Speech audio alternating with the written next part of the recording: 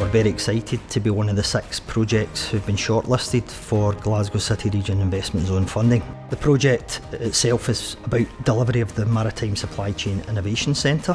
As well as construction of that, this project involves the delivery of supporting infrastructure for the new Scottish Marine Technology Park. So the aims of the project are all about trying to inject technology and innovation into the maritime supply chain, and it's very important that that is done and that happens now, because of the huge opportunities that are resulting from investment in offshore renewables, from decarbonisation of commercial shipping, and from the need to upgrade defence infrastructure at the maritime level.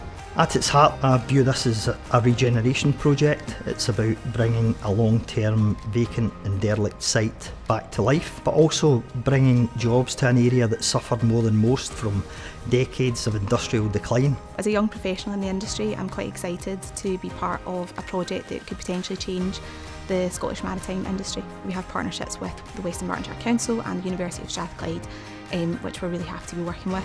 The project is hoping to bring a dedicated facility to SMEs, to have regional businesses come together and look at our concepts and our research and have a place that we can bring those to life. There's nowhere at the moment for that for SMEs, a place where we can upskill our employees, our capabilities, and really get to the nitty-gritty of what we can do with additive manufacturing and engineering, and it's a really exciting opportunity for us.